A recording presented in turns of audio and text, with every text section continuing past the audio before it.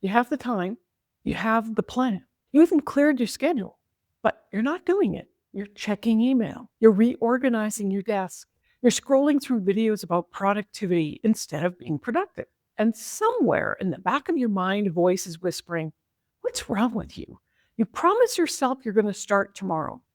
You'll start Monday. You'll start when you feel ready." But ready never comes. And the weight of everything that you've done follows you into your sleep, into your morning, into the next day of delay. If this sounds familiar, stay with me. Because procrastination isn't what you think it is.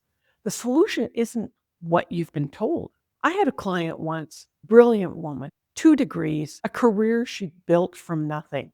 And she sat on our Zoom call telling me she was lazy. She had a project at work, something that could have changed her trajectory. And she would sit at her desk for hours, doing everything except the work. She cleaned her apartment until it sparkled. She answered emails that could have waited for weeks. She made elaborate meal plans that she never followed. And every night she went to bed feeling like she was a fraud.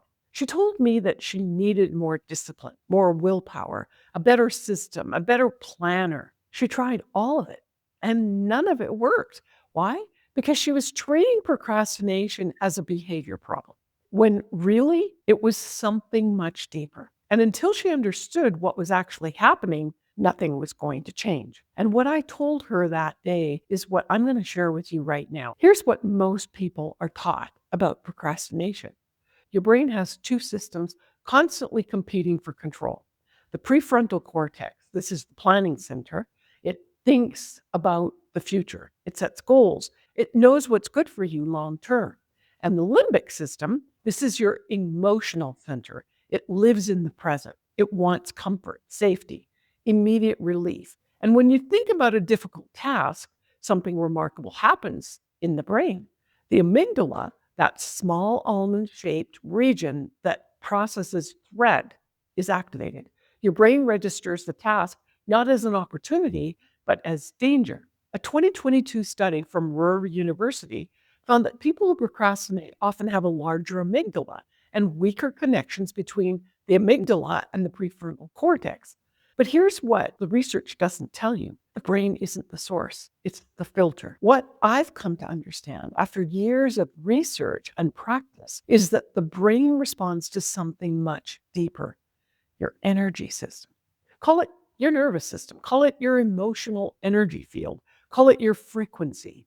Whatever language resonates with you, the principle is the same. There's an intelligence in your body that communicates to your brain, and the brain translates that information into thoughts, into impulses, into the urge you avoid. When your energy is disrupted, when there's unresolved fear or old emotional weight sitting in your system, your brain receives that signal and creates a response. Procrastination, resistance, the sudden need to do anything except what matters to you. You're not fighting your brain. You're experiencing what your energy system is telling your brain to do. The brain is just the messenger, the filter through which deeper information flows. So what is that deeper information? Think about something that you've been avoiding. Really picture it in your mind. And now notice what happens to your body, not your thoughts, your body. Your chest might tighten. Your shoulders might lift. You might feel a subtle urge to look away, feel heaviness in your stomach. That's not your brain. That's your energy system responding. And then your brain interprets that response and gives you a story. This is too hard. You're not ready. You're probably going to fail anyway. And those thoughts feel true, but they're not truth. They're translations. Dr. Tim Pitchell, one of the leading researchers on procrastination, puts it this way. Procrastination is an emotional regulation problem, not a time management problem. I would take it even further. Procrastination is an energy regulation problem. The emotions are how the energy expresses itself, and the brain is simply doing its job, filtering that energy into something it thinks will keep you safe. And then comes the shame. You tell yourself, you should be further along. You compare yourself to other people who seem to have it all together. And you wonder if something is fundamentally wrong with you. Shame isn't just a thought, It's a frequency, the low vibrational state that sends more signals to your brain. The brain receives those signals and creates even more avoidance, more fear, more reasons to stay stuck. Stress triggers procrastination, creates shame. Shame lowers your frequency, and the cycle continues. And this is why willpower doesn't work.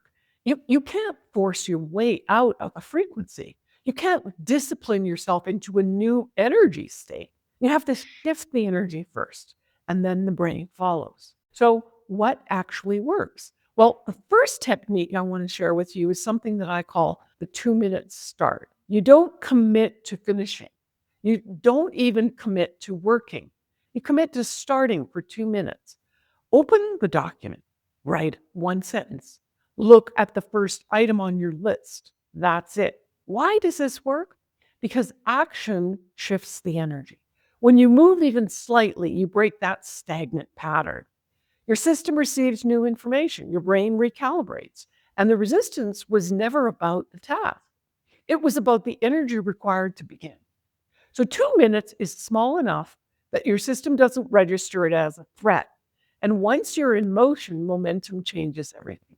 And the second technique connects directly to what I shared in my journaling video, and the link is in the description. It's called emotional labeling. Before you even start the task, pause, take out a piece of paper or a notebook or your phone, and I'm afraid this won't be good enough. I feel overwhelmed and I don't know where to start.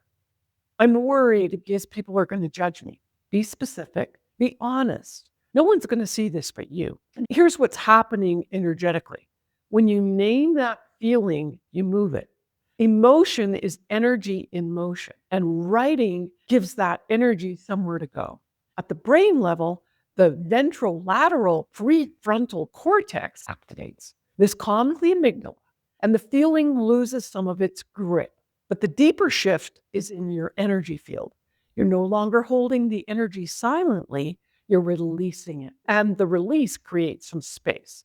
The third technique is all about bridging the gap between your current frequency and the frequency of completion. Procrastination happens partly because the brain discounts future rewards. The pleasure of completing something next week feels abstract, and the comfort of avoiding it right now feels real. But this is also an energy phenomenon.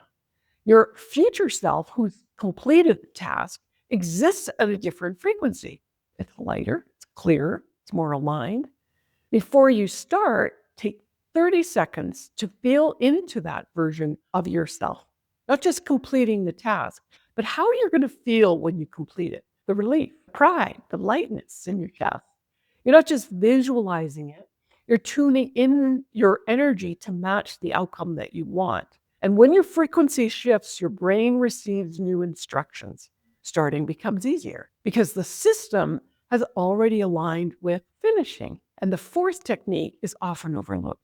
Change your environment. Your energy is influenced by everything around you. The space you're in, the objects you see, the sounds, the light, even the people. And if your environment holds the energy of distraction, your brain will follow. It's just filtering what's already there. So move, work in a different room, go to a coffee shop, change the lighting, put your phone in another room entirely. You're not weak for being influenced by your surroundings. You're sensitive. And that sensitivity can work for you when you design your environment intentionally. Procrastination is not a character flaw. It's not even really a brain problem. It's a signal from your energy system that something feels unsafe, that some part of you is afraid, and that old patterns are returning beneath the conscious awareness. Your brain is simply the filter. It receives the energy and translates it into avoidance. And when you understand that, everything changes. You stop fighting your brain. You start working with the whole system.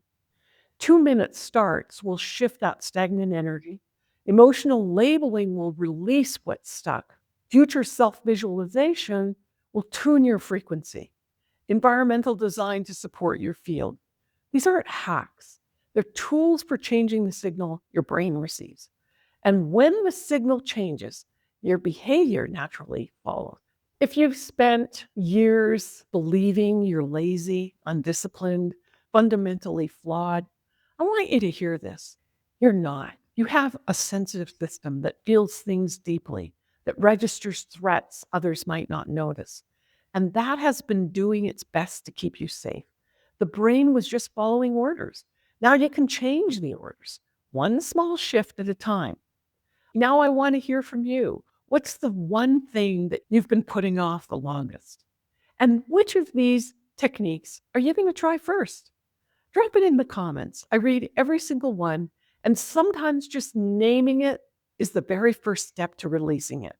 And if this helps understand yourself differently, go ahead and hit the subscribe. I have more videos coming on how your energy and your brain work together to create the patterns of your life and how you can finally change them. So go ahead and hit the like button if this resonated with you, and I'll look forward to seeing you in the next video.